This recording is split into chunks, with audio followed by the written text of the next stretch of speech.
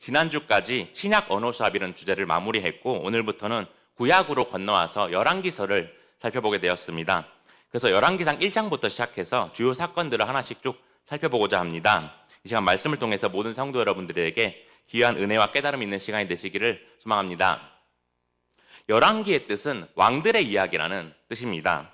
그런데 역사 이야기는 보통 왕의 관점, 특히 승리한 왕을 중심으로 쓰여지는 경우가 대부분입니다. 그래서 단순하게 열왕기서를 이스라엘 왕들의 왕실 연대기로 생각할 수 있는데 사실 이 책은 왕의 관점이 아닌 선지자의 관점으로 기록된 책입니다. 그렇게 학자들은 열왕기사의 저자를 예레미야로 보고 있지만 정확한 것은 아니어서 작자미상이라고 할 수 있습니다.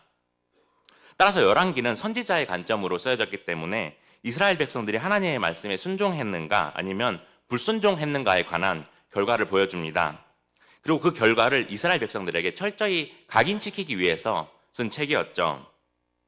그런데 이 말은 구약학자인 월터 브루그만이 한 이야기인데 실제로 열왕기하를 보면 하나님의 말씀에 순종하는 왕과 불순종하는 왕이 번갈아 가면서 계속해서 나옵니다. 그래서 다윗부터 시드기야까지 총 43명의 왕들이 나오는데 이들이 하나님께 어떻게 심판을 받았고 죽어서 왕실의 묘지에 함께 묻혔는지 아닌지가 매번 언급됩니다. 그리고 오늘 살펴볼 열왕기상은 솔로몬을 중심으로 이야기가 전개되는데 솔로몬은 이스라엘 역사상 정치적으로 또 역사적으로 가장 중요한 인물이었습니다. 그는 매우 화려하고 장엄한 성전을 건축했고 또 그가 통치한 시기에 이스라엘은 가장 국토가 넓었고 또 경제적으로도 풍요로웠죠. 또 그의 지혜는 전 세계에 소문이 날 정도로 뛰어나서 다른 나라의 왕들이 그에게 조언을 구하러 찾아올 정도였습니다. 그렇게 솔로몬은 이스라엘에서 가장 화려한 정성기 또 황금기를 꽃피웠던 왕이었습니다. 하지만 그는 자신이 쓴 전도서에서 헛되고 헛되니 모든 것이 헛되도다 이렇게 말하면서 인생의 허무함에 대해서 고백했습니다. 솔로몬은 세상 그 누구보다 부와 권력을 누려보았기에 인간의 흥망성쇠는 더없고 인생이 불확실하다고 느낄 수 있었던 것이죠. 그래서 아무리 왕이라도 하나님 앞에서는 아무것도 아니고 결국 하나님의 주권 아래에 있는 존재임을 말하고 있습니다. 그리고 열왕기서에서 이스라엘이 분열되는 장면이 나오는데 솔로몬 때까지 하나였던 이스라엘이 여로보암과 르호보암 때부터 남유다와 북이스라엘로 분열되게 되었죠. 이후 5대 제국인 아수르, 바벨론, 바사 페르시아, 헬라 그리스, 로마 제국 이렇게 순서대로 일어나게 되죠. 그렇게 주변의 제국들의 영향을 받으면서 강자만이 살아남는 시대가 도래하게 됩니다. 그런데 여기서 중요한 점 한 가지는 고대 사회에서 나라 간의 전쟁이 끝나면 승리한 나라가 패배한 나라에게 자신들의 신을 믿을 것을 강요한 일이었습니다.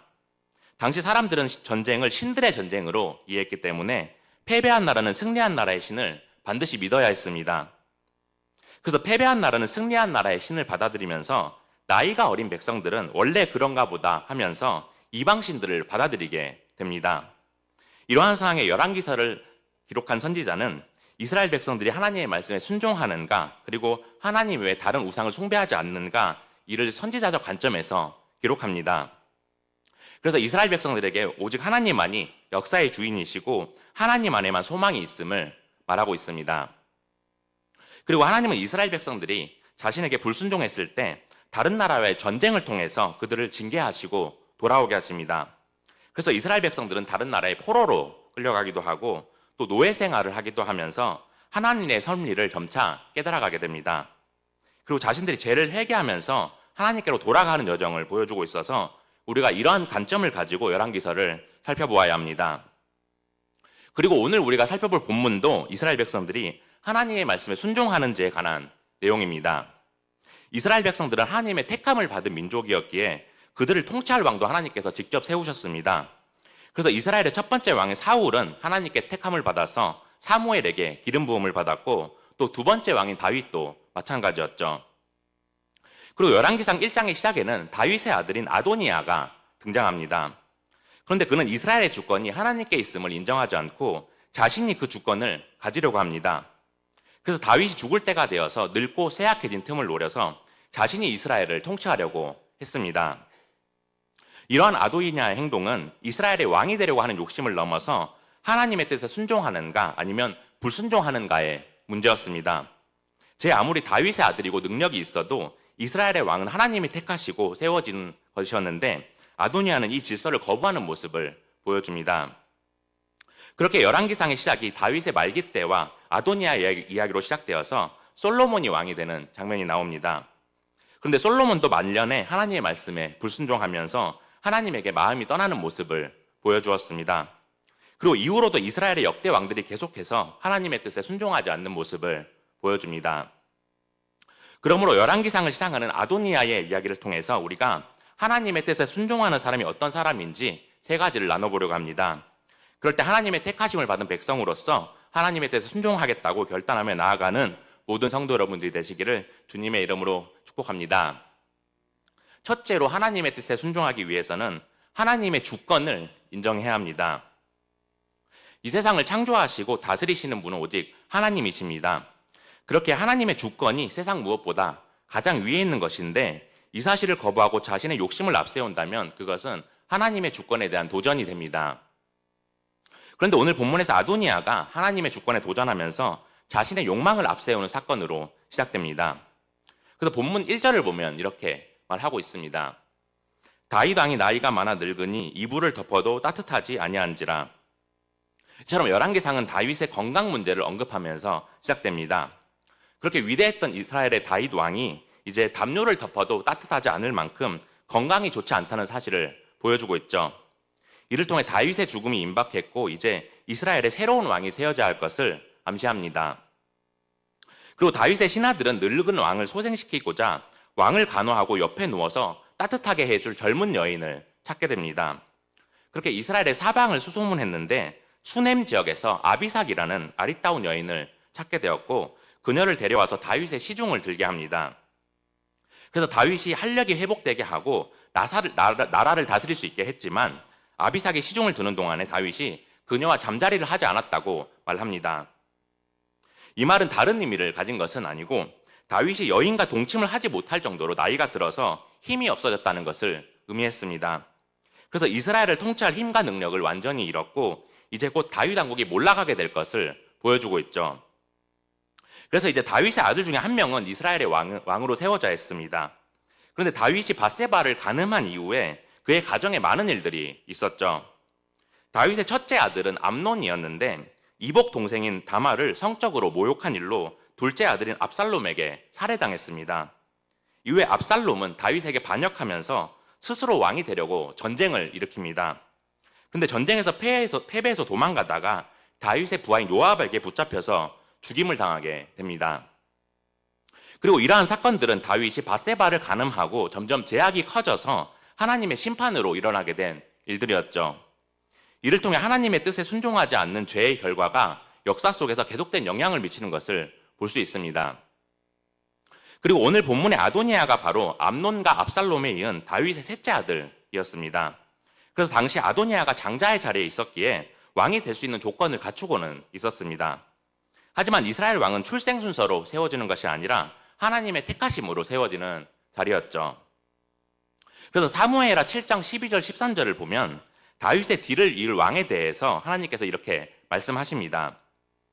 내 수완이 차서 내 조상들과 함께 누울 때 내가 내 몸에서 내 씨를 내 뒤에 세워 그의 나라를 견고하게 하리라.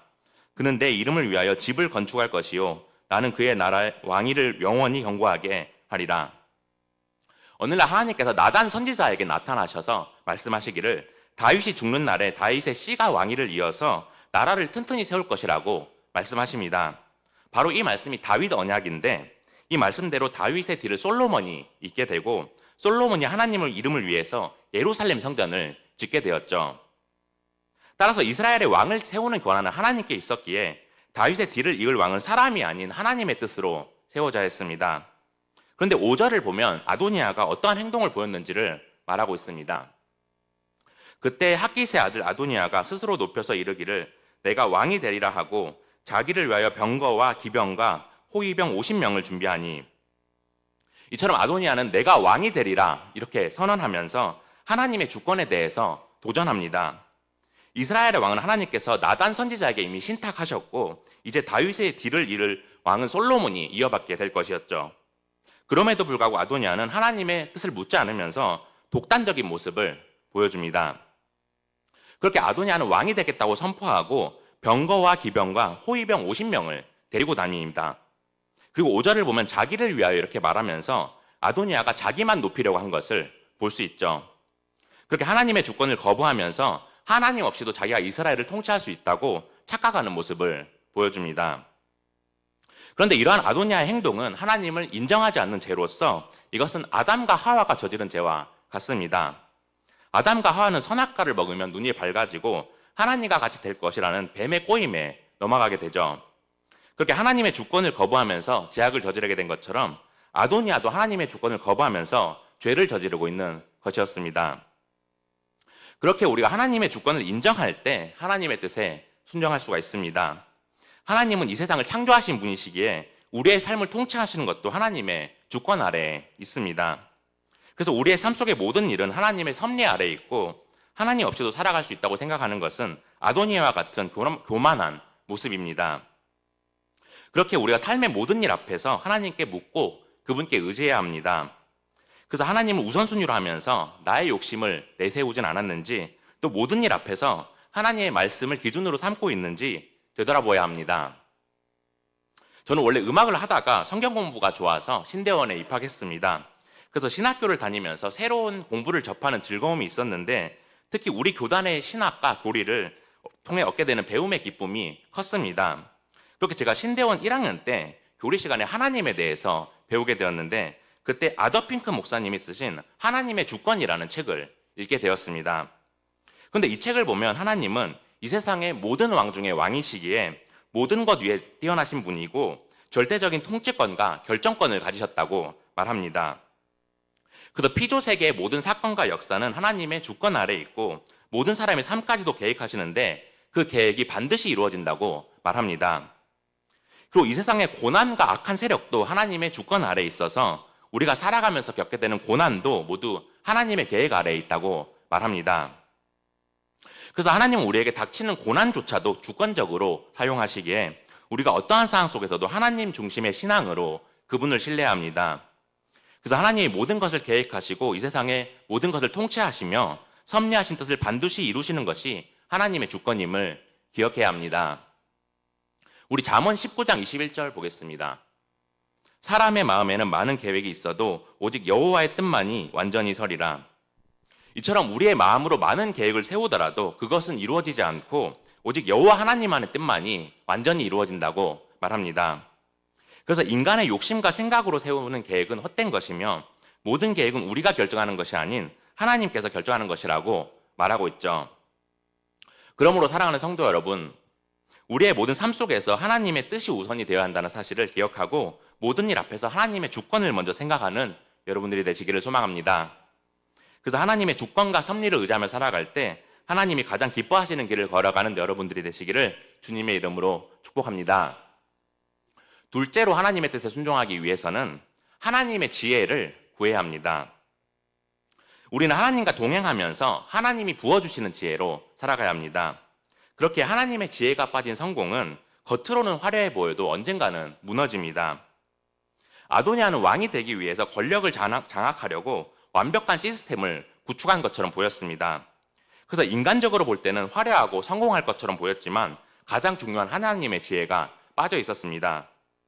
그리고 이러한 아도니아의 모습을 6절에서 이렇게 말하고 있습니다. 그는 압살롬 다음에 태어난 자요 용모가 심히 준수한 자라. 그의 아버지가 내가 어찌하여 그리 하였느냐고 하는 말로 한 번도 그를 섭섭하게 한 일이 없었더라. 아도니아는 압살롬 다음에 태어났다고 하면서 살아있는 아들 중에서 가장 첫째인 것을 말하고 있습니다. 그리고 그의 외모가 매우 출중했다고 말하는데 이러한 그의 준수한 외모가 왕의 제목임을 뜻했습니다. 그 예로 이스라엘의 첫 번째 왕인 사울 왕을 예로 들 수가 있죠. 사무엘상 9장 2절을 보면 이스라엘 백성들 중에서 사울만큼 외모가 준수한 사람이 없었고 또 그의 키가 모든 사람의 어깨이만큼 더 컸다고 말합니다. 그래서 사울은 누가 봐도 왕의 제목감이었지만 하나님의 말씀에 계속해서 불순종하면서 하나님의 영이 그에게서 떠나가고 말았습니다. 그런데 오늘 본문 6절을 보면 다윗이 이러한 아도니아를 꾸짖고 섭섭하게 한 일이 한 번도 없었다고 말합니다. 그렇게 아도니아에게 참견을 하거나 제지를 행한 적이 한 번도 없었다고 말하고 있죠. 그런데 이 말의 뜻은 아도니아가 잘못을 저질러도 다윗이 모른 채 하면서 한 번도 꾸짖지 않았다는 방임을 뜻하는 것입니다. 이처럼 아도니아는 외모가 매우 출중했지만 다윗의 양육을 잘 받지는 못했는데 이 사실이 아도니아를 어떻게 만들었을까요?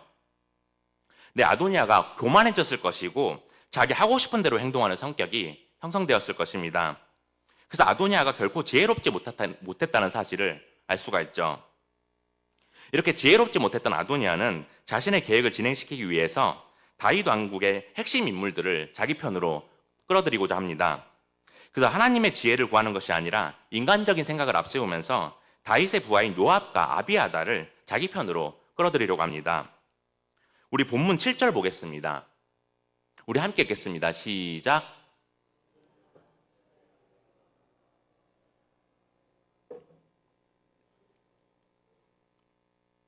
여기서 먼저 요압은 다윗 왕국의 최고 사령관이라고 할 수 있습니다.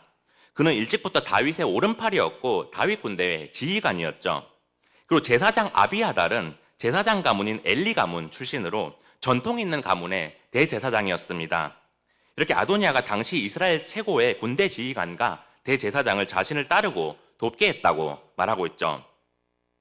그렇게 인간의 관점으로 보았을 때는 아도니아가 성공할 수 있는 조건을 갖추고 있었습니다. 사울처럼 외모가 누구보다 출중해서 왕의 제목감이었고 다윗에게 꾸짖음을 당한 적이 한 번도 없었고 또 이스라엘 최고의 실세들이 자기 편에 있었기에 두려울 것이 없었죠. 하지만 하나님의 관점으로 보았을 때 아도니아에게는 하나님이 주신 지혜와 섭리가 없었습니다. 아도니아는 하나님의 선택으로 기름 부음을 받지도 않았고 하나님의 말씀을 기준으로 행동하지도 않았습니다. 이렇게 아도니아의 행동은 하나님의 지혜가 빠져있는 빛 좋은 개살구였습니다. 그렇게 겉으로는 화려해 보여도 하나님의 지혜가 없다면 속은 텅텅 비어있는 것입니다. 그래서 성경에서는 하나님의 지혜가 없이 세워지는 것은 결국 무너진다는 교훈을 우리에게 주고 있습니다. 그 예로 화려하고 높은 바벨탑을 쌓아서 하나님 없이 자신들이 높아지려고 했던 사람들은 결국 말이 통하지 않으면서 혼란에 빠지고 전 세계로 흩어졌습니다. 또 이스라엘의 초대 왕 사울은 전쟁에서 강력한 능력을 발휘하면서 이스라엘을 구원할 것처럼 보였습니다. 하지만 제사장도 아닌데 스스로 제사 의식을 치르면서 하나님한테 불순종하는 모습을 보이게 되죠. 또 사울이 아멜렉과 전쟁을 했을 때 하나님이 아멜렉의 모든 것을 멸하라고 명령하셨습니다. 그런데 사울은 자기 눈에 가치 없어 보이는 것만 죽이고 자기 눈에 좋아 보이는 것들은 죽이지 않고 자신이 소유했습니다. 이렇게 하나님의 지혜가 빠져있는 것은 겉으로 볼 때는 화려할 수 있어도 그 속은 비어있고 불안정해서 결국 무너지게 됩니다. 그래서 성경은 하나님이 우리와 함께 하시는지 또 우리의 계획이 하나님의 뜻에 속한 것인지 항상 묻고 있음을 기억해야 합니다. 그리고 저도 하나님의 지혜를 묻지 않고 저의 욕심을 앞세우면서 실패한 일이 있었습니다. 제가 독일 유학 시절에 정말 배우고 싶었던 첼로 교수님이 계셨습니다. 이 교수님이 외모도 출중하시고 실력도 뛰어나셔서 제가 배우던 쥐도 교수님한테 얘기하지 않고 무작정 레슨을 받으러 갔습니다. 그렇게 제 욕심을 앞세웠지만 다행히 저를 좋게 봐주셔서 석사과정 입시시험을 보게 되었습니다. 그래서 시험을 보기도 전에 친구들에게 교수님이 나를 뽑아줄 것 같다고 하면서 입시를 보게 되었습니다. 그런데 그날 시험장에 들어갔는데 제가 생각한 것과 전혀 다르게 분위기가 흘러가서 너무 당황해서 연주를 망쳤습니다. 그렇게 시험장을 나와서 더 신중해야겠다는 생각이 들었고 며칠 뒤에 불합격했다는 소식을 듣고 너무 속상했습니다. 그래서 내 생각과 욕심으로 일을 추진하고 또 시험을 보기도 전에 자만한 마음을 가졌던 것이 결국 안 좋은 결과로 이어지는 것을 경험했습니다.